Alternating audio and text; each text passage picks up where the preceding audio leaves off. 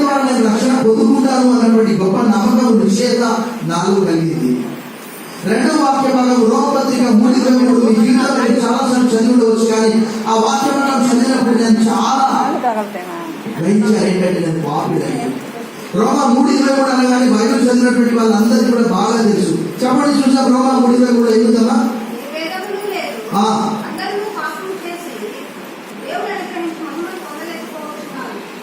ఏ భేదము లేదు, అందరూ పాపము చేసి దేవుడు అనుగ్రహించమను. మనం కొన్ని వాక్యాలు వెంటనే చేయాలి. దేవుడు కృపను బట్టి నేను దాదాపుగా కొన్ని వందల వేల వచనాలు ఆంగ్లంలో, తెలుగులో, ఉర్దూలో, హిందీలో కూడా వెంటనే చేశాను. ఎందుకంటే సమయం వచ్చినప్పుడు వారి స్పాట్ అందించాలి.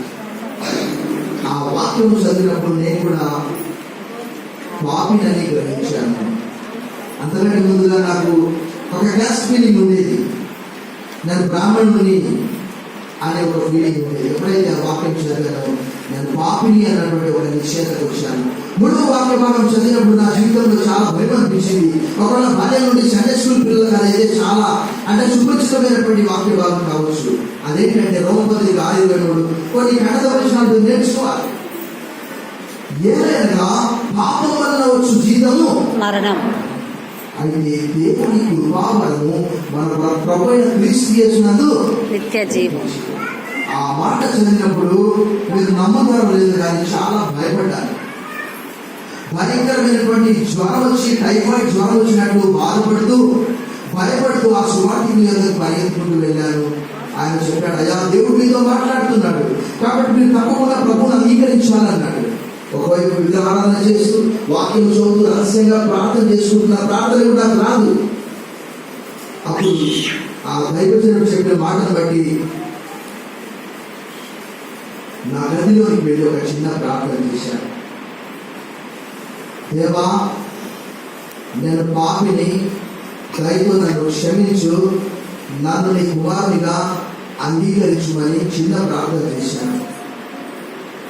నాలో, నా హృదయంలో, నా యొక్క తలపై ఉన్నటువంటి ఆ గొప్ప భారమంతా కూడా దేవుడి వాక్యంలో రాయబడినటువంటి ప్రకారము పేతురు రాసిన 1 పత్రిక 10:8 చెప్పన శక్యమును మహిమాయుక్తమైన ఆనందము. అంటే నీకు ఎంత సంతోషం ఉన్నదంటే పాలు నీళ్లు లీటర్ పావుతో కొలుస్తారు, మనం తీసుకొచ్చే ఉప్పు పప్పు కిలో లెక్కన కొలుస్తారు, కానీ నీకు ఎంత సంతోషం ఉందంటే నువ్వు చెప్పలేవు. ఇట్ ఈస్ అన్ అన్ఎక్స్ప్రెసిబుల్ జాయ్ అని ఆంగ్లంలో రాయబడ్డారు. చివరికి నేనేం చేయాలి, నా గమ్యం ఏంటి ప్రభా అని నూతన నిబంధన గ్రంథం చదువుతూ ఉన్నప్పుడు దేవుడు నాకు ఒక చక్కటి డైరెక్షన్ చూపించాడు. ఏంటి అని అంటే, ప్రభువా నీ వాక్యం చదువుతున్నాను, ఏం చేయాలంటే దేవుడు చెప్పాడు ఏంటి అంటే, బాల్యం నుండి క్రైస్తవుల్లో ఉన్నటువంటి వారికి ఇది పాత కానీ నాకు కొత్త. చిన్నపిల్లలారా విగ్రహాల జోలికి పోకుండా జాగ్రత్తగా ఉండి అని యోహాను రాష్ట్ర 1 పత్రిక 5:22 రాయబడింది. విగ్రహారాధికుడైనటువంటి నాకు ఆ వాక్యము సూటిగా నేరుగా నాతో మాట్లాడినట్టు అనిపించింది. ఎందుకంటే నేను చేసేది దేవుడేస్తే విగ్రహారాధన అకేషనల్గా కాదు, అప్పుడప్పుడు కాదు. ఎందుకంటే వివాహాలు, నోములు, వ్రతములు, విగ్రహారాధన ఇవన్నీ కూడా చేయాలి, అది నా డ్యూటీ. మా గ్రామంలో మా ఒక్క కుటుంబమే అలాంటివి చేస్తుంది. మా వైపు మగపిల్లలు లేదు. అప్పుడు ఆంగ్లంలో ఇలా రాయబడ్డారు, O children keep away from idols అని రాయబడ్డారు. దానితో నేను నా పాపములు అన్నీ కూడా ప్రభువైన యేసు ఎదుట ఒప్పుకొని, దేవా పాపిని ప్రభువా నేను దయతో నన్ను క్షమించమని ఆ ప్రార్థన చేసిన తర్వాత 13/9/1995 సంవత్సరం ప్రభువైన యేసు నా సొంత రక్షకునిగా అంగీకరించి బాప్తిజం పొందుతున్నాను. ఆ సువార్తికుడు నాకు బాప్తిజం ఇచ్చాడు. అప్పుడు నాకు చాలా శ్రమలు వచ్చినాయి. ఏదేం సమయం లేదు కాబట్టి నేను చాలా షార్ట్గా చెప్పేస్తున్నాను. బాప్తిస్మము తీసుకొని వస్తూ ఉన్నాను. గ్రామం పెద్దది, మండలం చాలా పెద్దది అనమాట. నా మండలం అంటే మీకు తెలుసు అని ఏముంటాయి అందులో. ఆ పెద్ద గ్రామంలో నేను చెరువులో బ్యాప్టిజం తీసుకొని వస్తున్నాను. ఒక నాయి బ్రాహ్మణుడు అంటే మంగళాయ అంటున్నాడు, ఏమయ్యా ఆంజనేయ స్వామి యేసులో పాట పాడతాం అంటున్నాడు. అప్పుడే శ్రమ నాకు దేవుడు చూపించాడు. అంతకంటే ముందుగా నేను చదివాను. దేవుని వాక్యంలో మత్తయి 5:11, లూకా 6:22 ఇలా రాయబడినది. నా నిమిత్తము జనులు మిమ్మల్ని నిందించి హింసించి మీ మీద అబద్ధముగా చెడ్డ మాటలెల్లా పలుకున్నప్పుడు మీరు ధన్యులు, సంతోషించుడి, ఆనందించుడి, పరలోకమందు మీ ఫలం అధికమగునని మత్తయి 5:11 రాయబడింది. లూకా 6:22 అయితే యేసు ప్రభువు చెప్పినటువంటి మాట, మనుష్య కుమారుడు నిమిత్తము మనుషులు మిమ్మల్ని వెలివేసి నిందించి మీ పేరు చెడ్డలని కొట్టివేయడం మీరు ధన్యులు, ఆ దినమందు సంతోషించి గంతులు వేయండి అన్నారు. ఎవరైనా గంతులు వేస్తారండి? ఆ దినం నేను మౌనంగా, అదే ఆరంభం శ్రమ. అప్పుడు మా ఇంట్లో అందరికి తెలిసిపోయింది ఓపెన్గా. ఇంకా మరి నా భార్య నమ్మలేదు. అప్పటికి కుమారుడు దాదాపు ఒక 4 సంవత్సరాలు బాబు. అప్పుడు ఇంట్లో అనేకమైనటువంటి శ్రమలు వచ్చాయి. మామయ్య చాలా యాక్టివ్గా ఉండేవాడు. అప్పుడు ఒకరోజు ఆయన యేసు ప్రభువు నమ్మినారు. కాకరించి ముఖంలో ఊహించాడు. మంచి ఎవరొస్తుంది అర్థం చేసుకోండి. 98 సంవత్సరం అంటే 21 సంవత్సరాల క్రితం ఎలా ఉన్నాను. అప్పుడు నేను వాక్యం చదివాను కాబట్టి ముఖం మీద ఊహించి కూర్చున్నానంటే. ఇంకా అప్పుడు నాకు ఇంట్లో ఆశ్రయం లేదు. దేవుడి వాక్యం నేర్చుకోవడానికి ఎక్కడికైనా వెళ్ళాలని నాకు ఒక ఆలోచన వచ్చి, దేవుడే చెప్తున్నాడు, నీ ఉండే స్థలం ఇది కాదు, నీ ఉండే స్థలం ఇది కాదు, ప్రభా నాకు ఎవరు తెలియదు ఆయన. అప్పుడు 1999 సంవత్సరం జూలై మాసం 5, అప్పటికి నేను వెళ్ళే సమయానికి నా భార్య 5 మాసాల గర్భవతి కావడం. నేను బైబిల్ కళాశాలకు వెళ్ళాలి, దేవుడి యొక్క పిలుపు.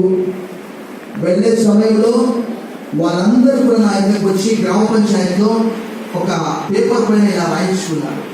1993 సంవత్సరం మే మాసం 17వ తేదీన హిందూ బ్రాహ్మణునిగా ఈ ప్రాంతానికి వచ్చాను. 1999 సంవత్సరం జూలై 5 క్రైస్తవ మతం పుచ్చుకొని గ్రామం విడిచిపెట్టి వెళ్ళిపోతున్నాను. నాకు సంబంధించినటువంటి ఆస్తులు, ఇల్లు ఏమి సంబంధం లేవు అని బలవంతంగా రాయించుకున్నాను. అప్పుడు నేను బస్ స్టాండ్లో బస్సు కొరకు వెయిట్ చేస్తున్న నా భార్య తను ఎంతో బాధపడుతూ ఏడుస్తున్నాడు. అప్పుడు నేను అన్నాను, నీవు కూడా యేసు ప్రభువు నమ్మితే నాతో పాటు వస్తావు అంటే తను అన్నది, ఈ తక్కువ జాతి వారి మతం నేను నమ్మను. 1999 సంవత్సరం జూలై 5 కుటుంబాన్ని విడిచిపెట్టి శంషాబాద్లో బైబిల్ ఇన్స్టిట్యూట్కి, మెననైట్ బ్రదరన్ బైబిల్ ఇన్స్టిట్యూట్ అని, అది కూడా 10 సంవత్సరాల క్రితం ప్రారంభించారు. అక్కడికి వెళ్ళి దేవుని వాక్యము దివారాత్రము ధ్యానించాను. నా భార్య కొరకు ప్రతి బుధవారం ప్రార్థనలో ప్రార్థించేవాడిని, ఉత్తరాలు రాసేవాడిని. అప్పుడు 99వ సంవత్సరం నవంబర్ మాసం 7వ తేదీ కుమార్తె పుట్టింది. ఉత్తరం రాసేది. అప్పుడు ఫోన్లు లేవు, ల్యాండ్ లైన్లు ఉన్నాయి కానీ సెల్ ఫోన్స్ అప్పటికి ఇంకా ఎక్కువగా రాలేదు. ఉత్తరం రాసేది, ప్రియమైన భర్తకు కుమార్తె పుట్టింది, వచ్చి నువ్వు చూసుకోవాలి. 99వ సంవత్సరం నవంబర్ మాసం 7 కుమార్తె పుట్టింది. అంతకంటే ముందుగా తన కొరకు కూడా చాలా ప్రార్థించాను. అప్పుడు ఒక వారం తర్వాత పోయి చూసి ప్రార్థన చేశాను. అప్పుడు మళ్ళా నేను బైబిల్ కళాశాల తిరిగి వచ్చాను. అక్కడ దేవుడు నన్ను వాక్యం ద్వారా బలపరిచాడు. ఏ ఒక్క వ్యక్తి నన్ను బలపరచలేదు, చాలా మంది డిస్కరేజ్ చేశారు. కానీ దేవుని వాక్యం నేను చదివాను, అనేక మంది భక్తుల జీవిత చరిత్రలు చదివాను. ఇప్పటికి కూడా నేను దివారాత్రము బైబిల్ చదువుతూ ఉంటాను. నా బైబిల్లో ఎక్కడ కూడా అండర్లైన్ చేసుకోవడం కానీ రాసుకోవడం కానీ నాకు అలవాటు లేదు. దేవుని కృప, అతిశయించువాడు ప్రభువునందే అతిశయించాడు.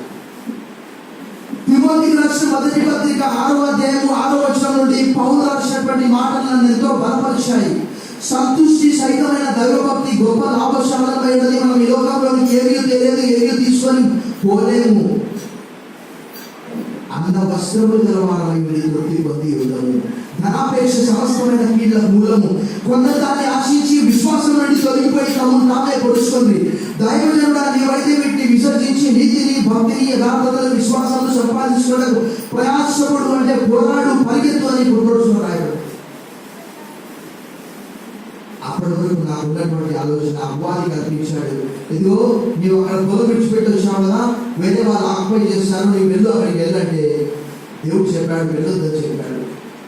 చివరికి వేసవి సెలవుల్లో వచ్చి నా భార్యకి చెప్తే విగ్రహాల గురించి చెప్పాను. యెషయా గ్రంథం 44, 45, కీర్తనలు 97, 7, 115 కీర్తన 4 నుంచి 8 వచనాలు విగ్రహాల గురించి చాలా ఉన్నది. అవి నోరుని మాట్లాడలేవు, ముక్కుతో వాసన పీల్చలేవు, కళ్ళతో చూడలేవు, చేతులు కాళ్ళతో తాకలేవు, నడవలేవు అని చెప్పి అక్కడ రాయబడ్డది. తను కూడా గ్రహించింది. ఒక సంవత్సరం నా భర్త వెళ్ళాడు, ఈ సంవత్సరం తను తిరిగి వస్తాడన్న నమ్మకం లేదు అని. అప్పటికి 2000 సంవత్సరం జూన్ మాసంలో బైబిల్ కళాశాలకు మరలా వెళ్ళాలి నేను కుటుంబంతో కూడా. బాబు ఒక 6 సంవత్సరాల బాబు, పాప 6 నెలల పాప. 99 నవంబర్లో పుట్టిందంటే మీరు లెక్కేసుకోండి. ఇంకా అప్పుడు వెళ్తామన్నప్పుడు మరి తను కూడా దేవుని వాక్యం వినదు కాబట్టి మరి పేతురు చెప్పినటువంటి మాట తను పూర్తిగా నమ్మేది. విగ్రహాల గురించి చెప్పారు. పేతురు అన్నాడు, ఇదిగో ప్రభా, మత్తయి సువార్త 19:28, మార్కు సువార్త 10:29-30 వచనాల్లో సమయం లేదు కాబట్టి చదవట్లేదు. పేతురు అన్నాడు, ప్రభా, మేము సమస్యను విడిచిపెట్టి వెంబడిస్తున్నాం, మాకు లాభం ఏంటి? యేసు ప్రభు అన్నారు, నా నిమిత్తము, సువార్త నిమిత్తము అన్నదమ్ములైనను, అక్కచెల్లెలను, తల్లిదండ్రులైనను, భూములైనను, ఇండ్లైనను ఎవరైతే విడిచిపెడతారో వారికి ఏమంది హింసతో పాటు 100గా పొగమని చెప్పాడు యేసు ప్రభు. అప్పుడు మేము వెళ్ళేటప్పుడు నా భార్యతో వారి సహోదరులు ఇలా అన్నారు, అమ్మా నేను యేసు ప్రభు నమ్ముతావని మాకు చెప్తే ముందుగా తెలిస్తే మేము ఇంత విషమించి చంపేసేవాళ్ళం.